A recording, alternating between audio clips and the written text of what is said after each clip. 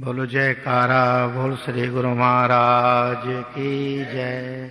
शंकर भगवान की, सनातन धर्म की।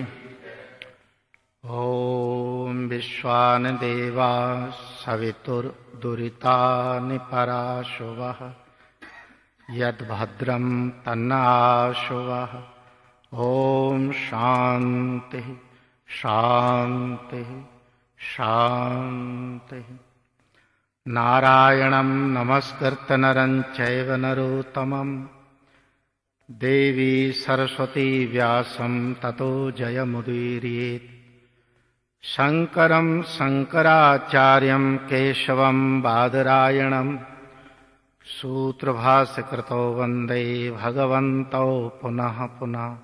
बोल मेरे सतगुरु भगवान की। निरालंब है, सब गुणों की खान है। भक्ति आश्रय नहीं लेती किसी वस्तु का, कि धन के द्वारा भक्ति हो, तन के द्वारा भक्ति हो, या किसी जाति विशेष की भक्ति हो, या किसी कुल विशेष की भक्ति हो, या किसी ज्ञान पोथी पर आधारित भक्ति हो, तो वो भक्ति नहीं होगी। इन सब अवलंबनों से रहित जो हो, स्वाभाविक प्रीत जो हो अपने इष्ट में, तो वो भक्ति कहलाती है। प्रेम रूप हो और उसमें कोई भी लौकिक आकांक्षा, पारलौकिक आकांक्षा, स्वर्ग अपवर्ग की कोई आकांक्षा नहीं, और देहाध्याय का कोई संबंध ऐसा नहीं कि जिसके स्वार्थ में हम उससे भक्ति करें। समस्त स्वार्थों को वैराग्य हृदय में धारण करके जो प्रीति जागती है परमेश्वर की, उस वैराग्य युक्त प्रीति को ही शुद्ध भक्ति कहते हैं।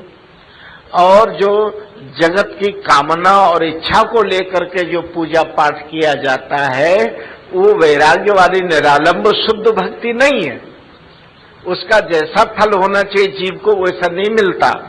वहां कर्म कथा आ जाती है, और वहां कर्म कथा को वो स्वर्ग नरक कड़वे मीठे फल उसको भोगने पड़ते हैं, चखने पड़ते हैं, खाने पड़ते हैं, और शुभ करते करते भी अशुभ बन जाते हैं।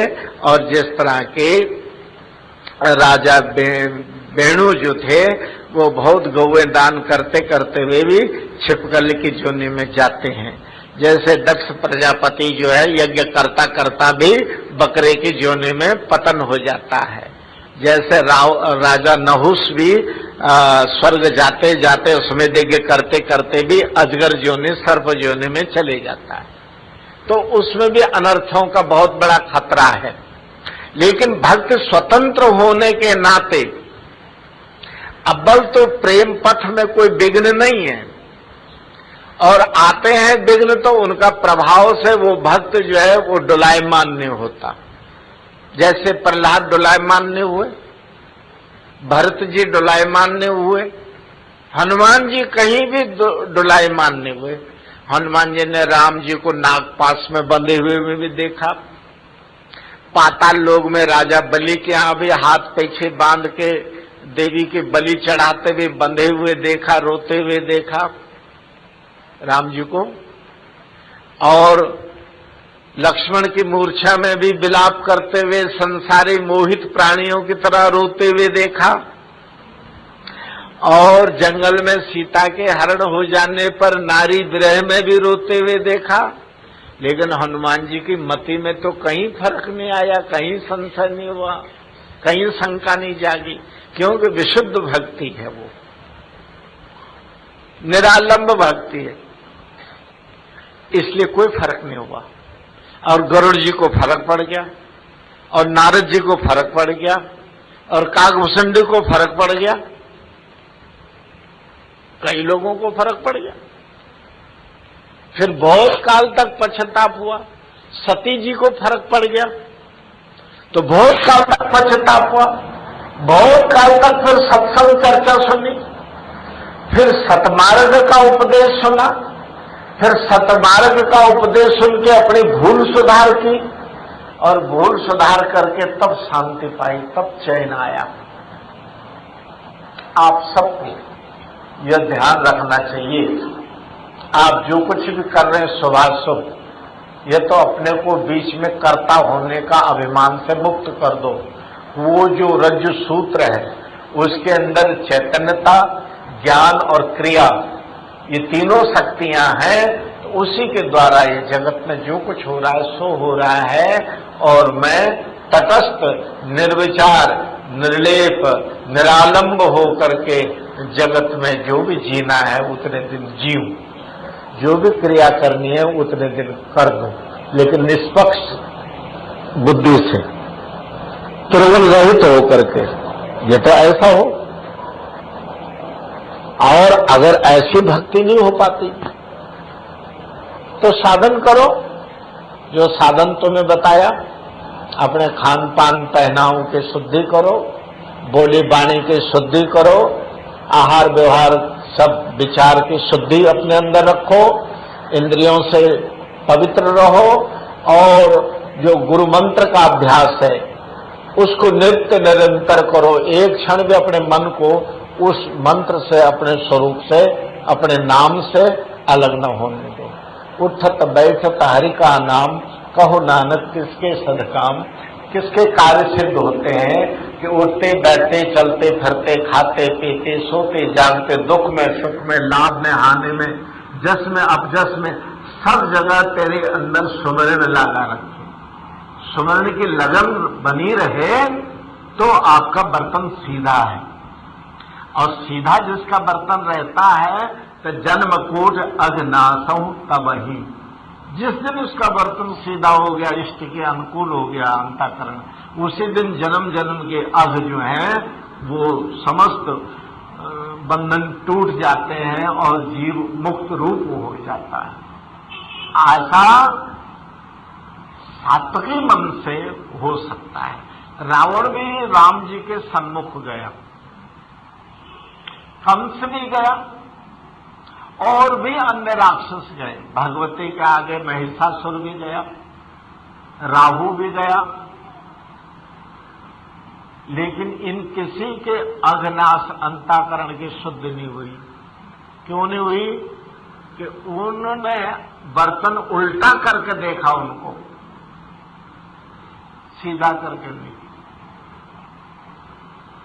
विभीषण ने दर्शन किए, सुरथ नाम के वैश्य ने दर्शन किए, चैत्ररथ नाम के राजा ने दर्शन किए, राजा बलि ने दर्शन करे, द्रौपदी ने दर्शन किए, भीलनी ने दर्शन किए, तो परमागति को प्राप्त हो गए उसी दर्शन से। भगवान के दर्शनों का भी कल्याणकारी क्रियाएं घटित होती हैं। तमोगुण से भगवान को देखा तो उनके हाथ से बध हो गए रावण, कंस आदि। भगवती ने महिषासुर, चंड मुंड इन सब का वध किया। तो जैसा स्वरूप से, जैसे गुण से दर्शन किया, वैसे ही तामसिक फल की भी प्राप्ति हुई। कुछ रजोगुणी दर्शन करे, जैसे अयोध्या की गोपियों ने, सीता की सखियों ने राम जी को देखा, और हरेक ने मन में कामना रखी कि ये सुंदर मेरे पति होते, तो मर्यादा पुरुषोत्तम थे, वहां तो कुछ बातचीत हो नहीं सकती थी। लेकिन वो रजोगुणी लालसा जो सन्मुख चली गई, वो द्वापर युग में गोप कन्याएं बन करके रासलीला में सम्मिलित हुई, वहां पूर्ति हुई। और जो सतोगुणी लोग थे उसमें हनुमान जी थे, भरत जी थे, बेलिनी थी, अहिल्या थी, वो सुतीक्ष्ण मुनि थे। वो सतोगुणियों को मज्जन फल देखिए तत्काला, तुरंत मम दर्शन खर फल परम अनूपा, जीव पाओ निज सहज स्वरूपा। मेरे दर्शनों का फल अनुपमेय है, जिसका कोई सानी नहीं है। दर्शन करते ही जीव को निज सहज स्वरूप का ज्ञान तत्क्षण होता है। लेकिन किस जीव को होता है? रजोगुणी तमोगुणी को नहीं, सतोगुणी को होता है। सतोगुणी पार्वती को हो गया वो फल, और रजोगुणी सती को वो फल नहीं हुआ। जो रजोगुणी जन्म में है तो नहीं हुआ। सतोगुणी जन्म तप के बाद, भक्ति के बाद सतोगुणी आया। तब हाथ जोड़ के कहा रामायण के विनियोग में, मैं यह कथा सुनी तब प्रसाद विशेष, उपजी राम भगत दृढ़ बीते सकल कलेश। हे रघुनाथ, हे विश्वनाथ, मैंने आपके मुखारविंद से जो रघुनाथ जी की गाथा सुनी, उससे मेरे समस्त कलेश नष्ट हो गए। प्रीत जाग गई। वो प्रीत का जागना ही सन्मुख होना है। प्रीत पड़ गई ऐसी, मीरा की प्रीत पड़ गई सतोगुणी, तो जाने तुम्हें तुम्हें हो जाई। जो दर्शन से उनको जान गया वो उन्हीं का रूप हो जाता है। मीरा गोविंद रूप हो गई, भरत राम रूपी हो गए, ऐसे हो गए।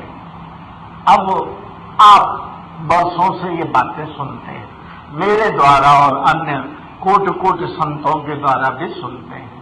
अनंत अनंत शास्त्रों में भी ये वाणियां आप पढ़ते हैं। अब रही ये बात कि आप अपने जीवन से तालमेल कैसे करेंगे, आप अपने जीवन को वैसे तालमेल बिठा के उसके अनुकूल कैसे बनाएंगे, यही शिक्षा सत्संग में सदगुरुदेव की शरण जाने पर बार बार मिलती है। और इसका साधन मिलता है कि ऐसा नहीं तो ऐसा, ऐसा नहीं। हकीम देखता है एक दवाई दे करके, अगर नहीं फायदा पहुंचता तो फिर उसका अनुपान बदलता है। अनुपान बदलने से नहीं फायदा पहुंचता तो दवाई की मात्रा छोटी बड़ी करता है। उससे नहीं पहुंचता तो फिर दूसरे दवाइयों का योगवाही बनाता है, और फिर योगवाही के साथ योगवाही अनुपान देते हैं। योगवाही अवस्था उसको, उस नुस्खे को बोलते हैं जो दवाई के काम करने की क्रिया को बढ़ा दे। क्रिया तो कर रहा है लेकिन स्लो कर रहा है। योगवाही का अर्थ है कि उस क्रिया को बढ़ा दे। अगर बुखार 5 घंटे में उतारेगी वो दवा, तो वो बुखार कम से कम 2 घंटे में उतार दे। योगवाही का मतलब ये है कि ऐसे अनुपान जोड़ देने से, कुछ साधन जोड़ देने से औषधि जैसे योगवाही हो जाती है, ऐसे तुमको बताए गए साधनों के साथ कुछ अन्य उपाय करने पर भी, खान पान की शुद्धि और सतोगुणी विचार का भी, सतोगुणी भक्ति का भी, सतोगुणी संसर्ग का भी, त्याग वैराग्य के विचार का भी, उस नाम को योगवाही हो जाता हो, ज्यादा असरदार हो जाता है। हमें अमूर में चूर्ण चारो समन सकल भवरुज परिवार हो, ऐसा बन जाता है। तो आपको ये आपके आज की बात आपके सेवा में निवेदन पूर्वक कही गई है। अब आप अपने जिंदगी के स्वयं मालिक हो और इस सृष्टि में 84 करोड़ योनियों के बादशाह हो, तो आपकी इच्छा है, फैसला आप पर है। आज कर लो तो यही करके मुक्ति पानी है, और 1000 जन्म भोग के पाओ तो यही करके पानी है। अगर बेशक मंदिर न जाए तो भगवान आपसे रूठने वाले नहीं, बेशक आप व्रत न कर सके तो तब भी भगवान नहीं रूठेंगे, और दान पुण्य न कर सके तो तब भी भगवान नहीं रूठेंगे, और गंगा न नहा सके तब भी नहीं रूठेंगे। लेकिन अगर तूने भगवान के सन्मुख अपने चित्त को न रखा तो अंधे न तमसालों का अंध और तमस लोक में जाके गिर जाएगा।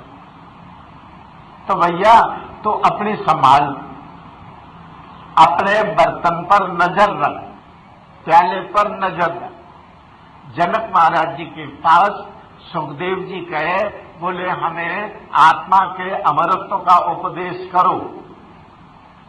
तो जनक महाराज जी ने 2 जल्लाद बुलाए, और दोनों जल्लादों के हाथ में दुधारी खड़ग पकड़वा दी, बड़ी बड़ी कटारें, और सुखदेव जी से कहा हथेली ऐसे करो, उन्होंने हथेली ऐसे करा और एक दूध की भरी हुई कटोरी उनके हथेली में रख दी और ऊपर से और दूध डाल के लबालब भर दी। बोले महाराज आप पहले हमारे नगर का दर्शन करके आओ। हमारे नगर में कितने सुंदर सुंदर बिल्डिंगें हैं, हमारे नगर में कितने सुंदर सुंदर सड़कें हैं, कितने सुंदर बाजार हैं, कितने अमूल्य वस्तुओं से भरा पड़ा है हमारा बाजार। हमारे बाजार, हमारे शहर के नर नारी कितने सुभग हैं, कितने सुंदर नर नारी हैं, और कितने अच्छे बाग बगीचे बावड़ियां हैं, और कितने अच्छे फल फूलों के बाग बगीचे हैं। ये सब देख के आओ और शाम को महल में लौट आना। फिर आप आत्मा का अमृत उपदेश किया जाएगा।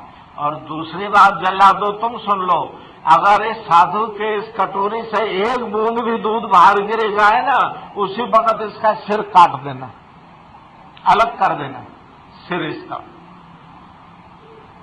जल्लाद अपनी बात समझ ले, ये राज आज्ञा है कि जरा से भी एक दूध का बूंद गिरे तो इस महात्मा का सिर काट देना। और महात्मा जी तुम्हें आज्ञा है कि तुम सारे शहर का रूप सौंदर्य देखो, सारे शहर की रिद्धि सिद्धि लक्ष्मी और इसकी बनावट सज्जा श्रृंगार ये सब देख के आओ, कैसे कैसे पकवान बनते हैं। समझे श्रीनगर दूर, उतनी दूर देसी घी की जलेबी बने तो यहाँ खुशबू आ गई। पहले होता था ऐसे, बच्चे थे हम छोटे छोटे, लखनऊ में चारबाग नाका हिंडोलो में एक दुर्गादास हलवाई था। वो सवेरे सवेरे देसी घी में कचौड़ी पूड़ी वो जलेबी बनाता था। हम उसके काफी पीछे रहते थे, वहां के वायुमंडल में खुशबू आती थी और हम जिद पकड़ जाते थे, दो अधन्ना, अधन्ना बोलते थे आधा आने को। एक चौकोर सी टिकिया होती थी पीतल की, वो ले जानी हमने। उसमें जो है एक पूड़ी एक कचौड़े और ऊपर से जलेबी रख के दे देनी, थोड़ी सी दही भी डाल देना। अधन्ने में पूरा नाश्ता होता था देसी घी का, ऐसा जमाना था। आज तो अपने घर में चौके में तुम देसी घी का खाना बनाओ, कोई खुशबू नहीं उसमें, वो महक नहीं, वो दिव्यता नहीं, वो रस नहीं। क्योंकि धीरे धीरे ये सृष्टि तमोगुण के अंधेरों में जा रही है। पदार्थों में वे गुण स्वभाव भूल गए। पहले का दूध कितना स्वाद होता था, पहले की गेहूं की रोटी कितनी स्वाद होती थी, बिना सब्जी की खा लो। पहले का गुड़ कितना अच्छा होता था, अब वो रस नहीं है। कच्ची मूली बहुत अच्छी लगती थी, धनिया में सुगंध थी, अब न धनिया में सुगंध, न अदरक में सुगंध, न हींग में सुगंध, सब नकल हो रही है।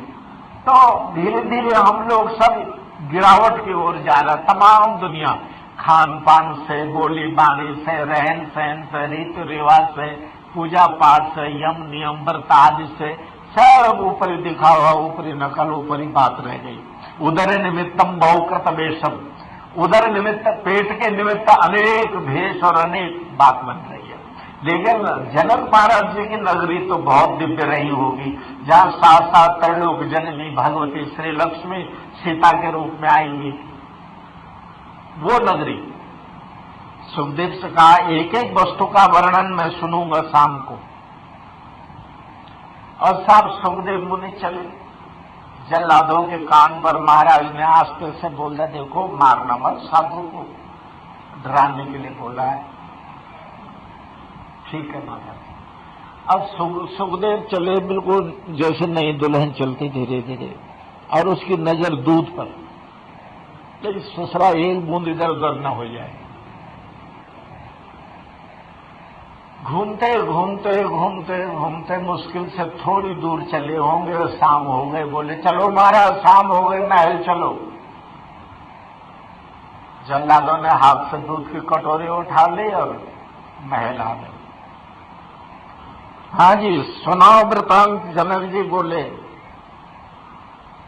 क्या क्या देखा, कैसे सुंदर नर नारी हैं, कितने सुंदर कन्याएं हैं हमारे, कितने सुंदर सुंदर जेवर और कपड़े पहनी रहती हैं, कितने सुंदर बाग बगीचे, झूले, नदी फुहारे और बावड़ियां हैं, कैसे फल फूल लदे हुए हैं, कितने सुंदर बाजार है, कितना हीरा माणिक के मोतियों की दुकानें हैं। कितने रेशमी वस्त्रों की दुकानें हैं, कह रहे खाने पीने के से खड़रस व्यंजनों की दुकानें हैं, सब देख लिया ना आपने? बोले नहीं। बोले क्यों गए नहीं नगर घूमने? गए थे। फिर आप कहाँ थे? बोले दो ही चीजें याद रही थी, ये तो दूध देखता था या जल्लादों की कटार। दूध गिला और कटार ने गर्दन अलग करी। बोले बस आत्मा अमृत को पाना है तो आत्मा में अपने इष्ट रूपी दूध में ध्यान रखो और याद रखो कि एक दिन तुमने ये शरीर त्याग कर, ये परिवार त्याग कर, ये बंधु भाव, पति पत्नी पुत्र पौत्र सब त्याग के जाना है। एक दिन जाना है। कटार सिर पर रखिए, काल नहीं। अगर कोई ख्याल करने योग्य है तो अमृत रूपी जो दूध है वो अपना इष्ट है, उस सांब शिव की ओर अपना ख्याल रखो और वो ख्याल बना तो आत्मा मिल गया। हरिओम तत्सत्। ओम पूर्णमदः पूर्णमिदं पूर्णात् पूर्णमुदच्यते पूर्णस्य पूर्णमादाय पूर्णमेवावशिष्यते। ओम शांति शांति शांति।